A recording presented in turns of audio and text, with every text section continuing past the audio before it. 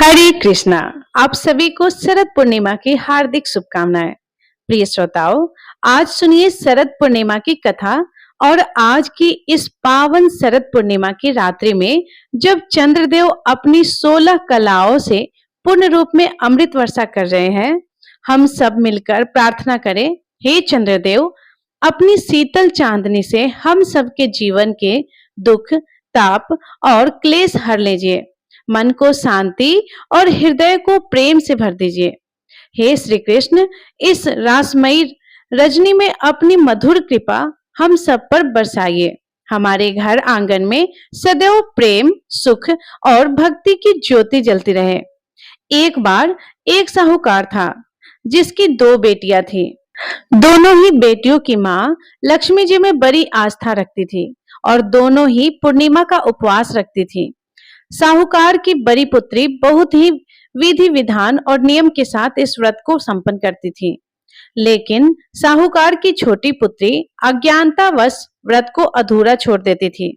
व्रत को अधूरा छोड़ने के कारण देवी लक्ष्मी उससे रुष्ट हो गई, जिससे साहूकार की छोटी पुत्री के बच्चों की मृत्यु होने लगी।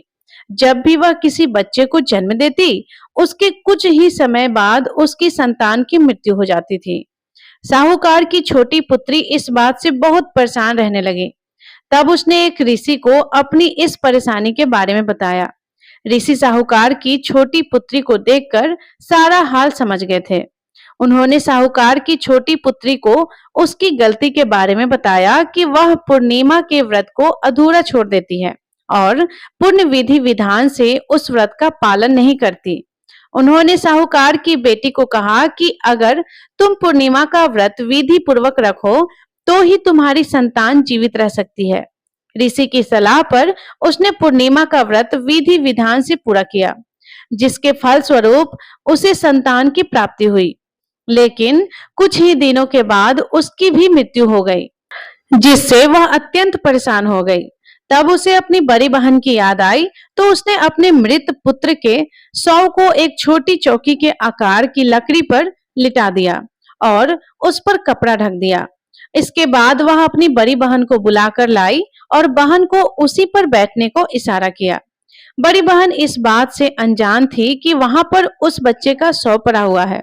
जैसे ही वह उस पर बैठने लगी कि अचानक से उसका लहंगा उस बच्चे को छू गया और वह बच्चा पुनर्जीवित हो उठा और रोने लगा। यह दृश्य देखकर बड़ी बहन ने छोटी बहन की फटकार लगाते हुए कहा कि तुम मुझे कलंक लगाना चाहती थी, मेरे बैठने से तो यह मर जाता। बड़ी बहन की बात सुनकर छोटी बहन ने हाथ जोड़कर विनम्र भाव से कहा कि बहन, यह तो पहले ही मर चुका था। तुम्हारे तप और पुण्य से ही यह पुनर्जीवित हुआ है। तुम पर माँ लक्ष्मी जी की असीम कृपा है। इस घटना के बाद साहूकार ने नगर में पूर्णिमा का व्रत करने का ढिंढोरा पिटवा दिया और तभी से इस दिन को उत्सव के रूप में मनाया जाने लगा और देवी लक्ष्मी जी की पूजा की जाने लगी। माँ लक्ष्मी जी की कृपा से संतानहीनों को संतान सुख प्राप्त होने लगा और धन वैभव का भंडार भरने लगा। इस प्रकार शरद पूर्णिमा के दिन जो भी भक्त श्रद्धा के साथ इस कथा को सुनते हैं, उनके घर से दुख दरिद्र दूर होते हैं और उनके घर पर माँ लक्ष्मी जी की असीम कृपा बरसती है। सभी प्रेम से बोलिए, लक्ष्मी माता की जय। श्री कृष्ण को पति रूप में प्राप्त करने के लिए राधा रानी सहित समस्त गोपियों ने मिलकर महागौरी का व्रत किया था। इसमें वह गोपियां भी सम्मिलित थी जिनका विवाह हो चुका था और वह भी थी जो अब तक कुंवारी थी। तब माँ महागौरी ने प्रसन्न होकर सभी को दर्शन दिए और उनसे पूछा कि वे क्या चाहती है। सभी के मन में तो केवल एक ही अभिलाषा थी कि जिन परम भगवान ने स्वयं गोकुल गांव में ग्वाले के रूप में जन्म लिया है, वे ही उन्हें पति रूप में प्राप्त कर सके। तब माँ महागौरी ने सभी के हृदय की इस बात को जान लिया और उन्हें आशीर्वाद दिया कि आश्विन मास के पूर्णिमा तिथि को, जो कि शरद पूर्णिमा की तिथि है, उस मनोहर रात्रि को उन्हें अपने मनवांछित वर की प्राप्ति होगी। ऐसा कहकर महागौरी अंतर्ध्यान हो गई। इसके बाद तो उन गोपियों के लिए 3 मास का समय बिताना बड़ा मुश्किल हो गया था। वे जो भी कार्य करते उसका मन केवल कान्हा में ही लगा रहता।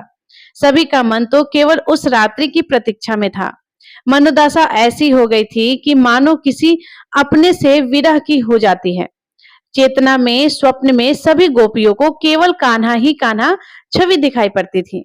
इस प्रकार बड़ी मुश्किल से 3 मास का समय व्यतीत हो ही गया और शरद पूर्णिमा की वह मनोहर रात्रि भी आ गई। उस समय चंद्रमा अपने पूर्ण रूप में निकले थे और अपने दिव्य प्रकाश से यमुना जी के जल को और निर्मल कर रहे थे। वनों में सुंदर पुष्पों की सुगंध लहरा रही थी। तितलियां और भंवरे विचरण कर रहे थे और गोपियां अपने अपने कामों में व्यस्त थी कि अचानक से कान्हा ने यमुना किनारे 3 मास के पश्चात मधुर स्वर में बंसी बजानी शुरू कर दी। आज वही रात्रि थी जब राधा कृष्ण रास लीला को रचाया जाना था। उस समय कोई गोपी सो रही थी, कोई भोजन कर रही थी, कोई गाय का दूध धो रही थी, तो कोई चंद्रमा को निहार रही थी, कोई अपनी आंख में काजल लगा रही थी। अचानक से कान्हा की बंसी की मधुर ध्वनि हवा के साथ बहती हुई गोपियों के कानों तक पहुंची। तो फिर सभी गोपियों की धड़कनें मानो थम सी गई। उस समय सभी बेसुध सी हो गई थी। अपने अपने सारे काम वहीं छोड़कर उस धुन की दिशा में भागने लगी। किसी गोपी केस तो बंधे हुए नहीं थे, किसी की साड़ी का पल्लू नीचे गिर चुका था, कोई सीधे शयन कक्ष से उठकर ही भागी चली जा रही थी, तो कोई नंगे पांव ही दौड़ पड़ी थी। उन्हें आसपास का कुछ भी दिखाई नहीं पड़ रहा था। उन गोपियों की जो दशा थी उसे शायद ही शब्दों में व्यक्त किया जा सकता है। स्वयं श्री राधा रानी ने जब कान्हा की मुरली की धुन सुनी तो वह भी यमुना किनारे नंगे पांव दौड़ पड़ी थी। उनके मार्ग में एक विषैला सर्प बैठा था, लेकिन राधा रानी तो कान्हा के प्रेम में ऐसी खोई हुई थी कि उन्हें वह सर्प भी दिखाई नहीं पड़ा और वह कान्हा की बंसी की दिशा में बस दौड़े जा रही थी। जैसे ही राधा सभी गोपियों संग यमुना किनारे पहुंची तो कान्हा को देखकर व्याकुल हो उठी। कान्हा अपना दिव्य मनोहर रूप धारण किए बंसी पर जा रहे थे। श्री राधा उनके पास गई और सभी गोपियों उनके चारों ओर से घेर कर खड़ी हो गई और अपने अपने कान्हा को निहारने लगी। कान्हा बंसी की धुन बजा रहे थे, राधा रानी नाच रही थी, कान्हा भी राधा के संग नृत्य करने लगे। जब कान्हा ने अपने चारों ओर दृष्टि घुमाई तो उन्हें सभी गोपियों की आंखों में एक बेचैनी दिखाई दी। वे सभी उन्हें पाना चाहती थी और उनके साथ नृत्य करना चाहती थी। कान्हा ने सभी गोपियों की मनोदशा जानकर उनकी इच्छा पूर्ण की और अपनी माया के प्रभाव से गोपियों की संख्या के जितने कान्हा का निर्माण कर दिया। अब सभी गोपियां अपने अपने पास कान्हा को पाकर भावी भोर हो उठी और उसके बाद राधा कृष्ण की रास लीला का आरंभ हुआ, जिसमें सभी गोपियां कान्हा संग मुरली की धुन पर नृत्य कर रही थी और उनके प्रेम में डूबी हुई थी। यह दृश्य इतना मनोहर था कि चंद्रमा अपने स्थान पर 6 मास के लिए ठहर गए और अगला सवेरा 6 माह पश्चात हुआ था, अर्थात यह महारास लीला पूरे 6 मास तक चली थी। उस समय पूरे स्वर्ग लोक में नृत्य हुआ था। भगवान शिव शंकर तथा ब्रह्मा जी आनंदित और प्रेम मगन हो गए थे। यमुना जी का जल निर्मल हो गया था और स्वयं भगवान शिव भी इस महाराज को देखने गोपी बनकर पधारे थे। जब महाराज की गूंज सारी त्रिलोकी में गई तो हमारे भोले बाबा के कानों में भी महाराज की गूंज गई। भगवान शिव उस समय समाधि में लीन थे और तभी उनके कानों में बांसुरी की मधुर ध्वनि गूंजने लगी। भगवान शिव की इच्छा भी हुई कि मैं भी महाराष्ट्र में प्रवेश करूं। अब भगवान शिव बाबरे होकर अपने कैलाश को छोड़कर ब्रिज में आ गए। पार्वती जी ने उन्हें रोका भी, लेकिन त्रिपुरारी नहीं माने और भगवान श्री कृष्ण के परम भक्त श्री आसुरी मुनि पार्वती जी, नंदी श्री गणेश, श्री कार्तिकेय जी के साथ भगवान शंकर वृंदावन के वंशीवट पर आ गए। वंशीवट जहां महारास हो रहा था, वहां गोलोक वासिनी गोपियां द्वार पर खड़ी हुई थी।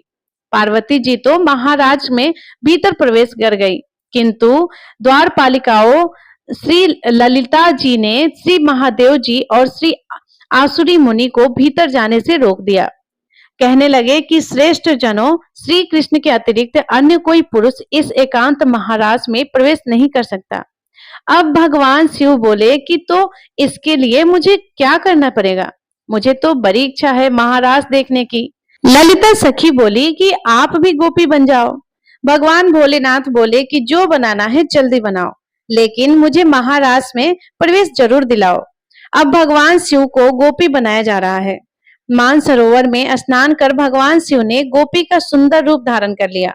श्री यमुना जी ने भगवान का सोर श्रृंगार कर दिया तो सुंदर बिंदी, चूड़ी, नुपुर, ओढ़नी और ऊपर से एक हाथ का घूंघट भी भगवान शिव का कर दिया। साथ में युगल मंत्र का उपदेश भगवान शिव के कान में कर दिया। अब तो भगवान शिव अर्ध नारीश्वर से पूरे नारी बन चुके थे। बाबा भोलेनाथ गोपी रूप हो गए थे। फिर क्या था, प्रसन्न मन से वे गोपी वेश में महाराज में प्रवेश कर गए। अब जब भगवान श्री कृष्ण ने गोपी रूप में भगवान शिव को देखा तो समझ गए। भगवान ने सोचा कि चलो अब भगवान शिव का परिचय भी सबसे करवा देते हैं, जो गोपी बनकर मेरे महाराज का दर्शन कराए हैं। उधर भगवान शिव को गोपी के रूप में देखकर अन्य गोपियां सोचने लगी कि यह कौन सी गोपी है तो लंबी, तगड़ी और सुंदर, कैसे छमछम चली आ रही है। अब भगवान श्री कृष्ण शिव जी के साथ थोड़ी देर तक तो नृत्य करते रहे, लेकिन जब पास पहुंचे तो भगवान बोले कि रास के बीच में थोड़ा हास परिहास हो जाए तो रास का आनंद दो गुना हो जाएगा। भगवान बोले कि अरे गोपिया, तुम कितनी देर से नृत्य कर रही हो, लेकिन तुम्हारा चेहरा तो मैंने अब तक नहीं देखा है, क्योंकि कुछ गोपियां यहाँ पर ऐसे हैं जो एक हाथ लंबे घूंघट में है। गोपिया बोली कि प्यारे, आपसे भला क्या छुपा है, ये लो देख लो हमारा चेहरा। ऐसा कहकर समस्त गोपियों ने अपना घूंघट उलट दिया, लेकिन उनमें से एक गोपी ऐसी थी जो अब तक अपना घूंघट का खड़ी होकर झूम रही थी, नृत्य कर रही थी। भगवान शंकर ने जब सुना तो भगवान शंकर सोचने लगे कि कन्हैया को रास के बीच में भला क्या सूझा। अच्छा भला रास चल रहा था, मुख देखने की भला क्या जरूरत पड़ी। अब तो गोपिका बने भोलेनाथ सोचने लगे कि आज तो सारा भेद खुल ही जाएगा। इतने में ही भगवान कृष्ण कहने लगे कि गोपियों, तुम सब पंक्ति में खड़ी हो जाओ, मैं सबका बारी बारी से मुख देखूंगा। सारी गोपियां एक पंक्ति में खड़ी हो गई तो गोपिका बने भगवान शिव उस पंक्ति के सबसे अंत में जाकर खड़े हो गए।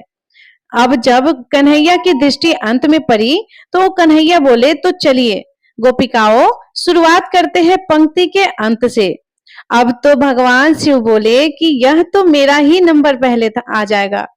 अब भगवान शिव दौड़कर छुपकर पंक्ति के दूसरे सिरे की ओर जाने लगे तो भगवान कृष्ण गोपियों से बोले, ठीक है गोपियों, पंक्ति के अंत में दर्शन नहीं करेंगे, अब हम पंक्ति में जो पीछे की तरफ गोपिकाएं खड़ी है, पहले हम उन्हीं का मुख का दर्शन करेंगे। ऐसा कहकर भगवान कृष्ण गोपिका बने भोलेनाथ के निकट जाने लगे। कहीं मेरा भेद ना खुल जाए, यह सोचकर उन्होंने अपना घूंघट एक हाथ और लंबा कर लिया।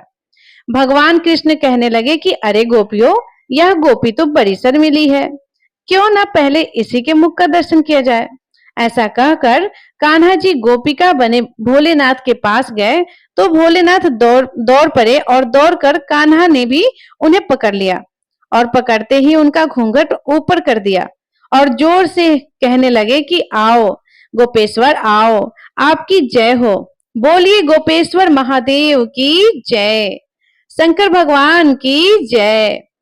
अब तो श्री राधा आदि श्री गोपीश्वर महादेव के इस मोहिनी रूप को देखकर आश्चर्य में पड़ गई। तब श्री कृष्ण ने कहा, राधे, यह कोई गोपी नहीं है, यह तो साक्षात भगवान शंकर है। हमारे महाराज का दर्शन करने के लिए ही इन्होंने गोपी का सुंदर रूप धारण किया है। तब श्री राधा कृष्ण ने हंसते हुए शिव जी से पूछा, भगवान, आपने यह गोपी वेश क्यों बनाया? तब भगवान भोलेनाथ बोले कि प्रभु, आपकी यह दिव्य रसमयी प्रेम लीला महाराज देखने के लिए मुझे गोपी का रूप धारण करना पड़ा है, क्योंकि प्रभु आपके सिवा किसी अन्य पुरुष के द्वार के भीतर प्रवेश ही नहीं दिया जा रहा था। इस पर प्रसन्न होकर श्री राधा रानी ने महादेव जी से वर मांगने को कहा। तब भगवान शंकर ने यह वर मांगा कि हम चाहते हैं कि यहाँ आप दोनों के चरण कमलों में सदा ही हमारा वास हो। आप दोनों के चरण कमलों के बिना हम कहीं अन्यत्र वास नहीं करना चाहते हैं।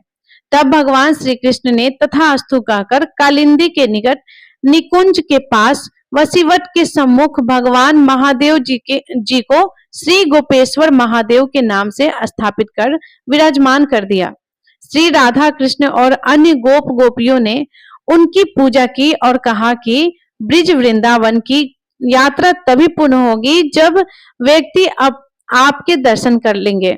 आपके दर्शन किए बिना यह यात्रा हमेशा अधूरी रहेगी।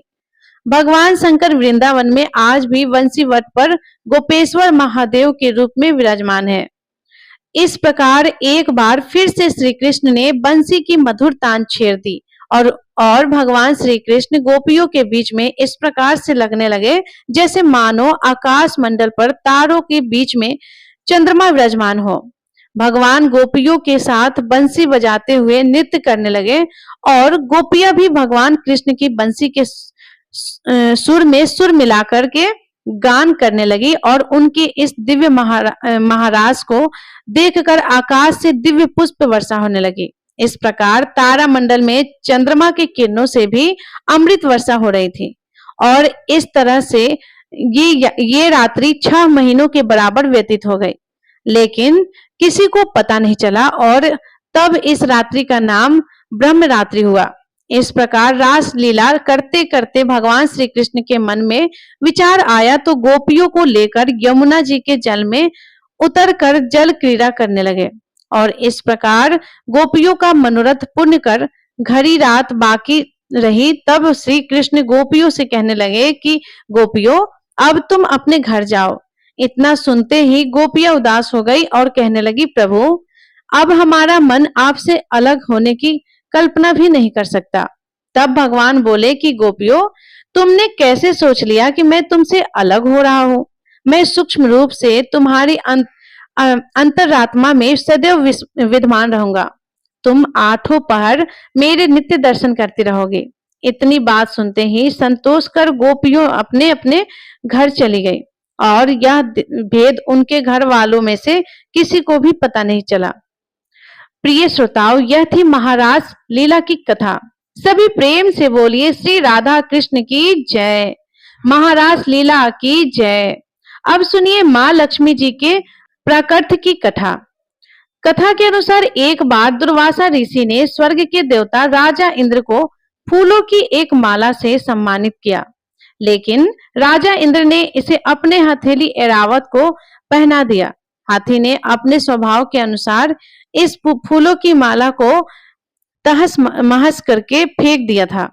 देवराज इंद्र के इस व्यवहार से दुर्वासा ऋषि बहुत क्रोधित हुए और उन्होंने देवराज इंद्र को श्राप दिया कि जिस अहंकार के चलते तुमने मेरे भेंट का अपमान किया है, वही तुम्हारे पुरुषार्थ छीन होने का कारण बनेगा और शीघ्र ही देवलोक से तुम्हारा आधिपत्य समाप्त हो जाएगा। समय के साथ उनकी बात सत्य हुई और दानवों का तीनों लोकों पर आधिपत्य हो गया। श्राप के अनुसार राजा इंद्र का सिंहासन भी छिन गया। इसके बाद देवग भगवान विष्णु की शरण में पहुंचे। इस पर भगवान ने देवताओं को समुद्र मंथन की बात कही। श्री हरि विष्णु के कथन अनुसार अमृत की प्राप्ति के लिए देवताओं ने दानवों के साथ मिलकर समुद्र मंथन करने की योजना बनाई। वासुकी नाग को रस्सी और मंद्राचल पर्वत की मथनी बनाकर क्षर सागर में समुद्र मंथन शुरू हुआ। इस मंथन से 14 अनमोल रत्न सहित अमृत और विष भी प्राप्त हुआ। इन सब के बाद समुद्र मंथन से माता लक्ष्मी जी की भी उत्पत्ति हुई, जो भगवान विष्णु के अर्धाग्नि के रूप में जगत माता बनी। साथ ही देवताओं ने मंथन से निकले अमृत का पान किया और अमृत प्राप्त कर अमर हो गए। फिर देवासुर महासंग्राम में देवताओं की विजय हुई और अमृत से देवराज इंद्र ऋषि दुर्वासा के श्राप से मुक्त हो गए। यह थी शरद पूर्णिमा के दिन सुनी जाने वाली कथाएं। कथाओं को अंत तक सुनने के लिए आप सभी का बहुत बहुत धन्यवाद। तो प्रिय श्रोताओं, ये कथा आपको कैसी लगी कमेंट करके जरूर बताइएगा। अगर अच्छी लगी तो वीडियो को लाइक करके चैनल को सब्सक्राइब जरूर कीजिएगा। धन्यवाद। जय श्री कृष्णा। आप सभी का दिन शुभ और मंगलमय हो।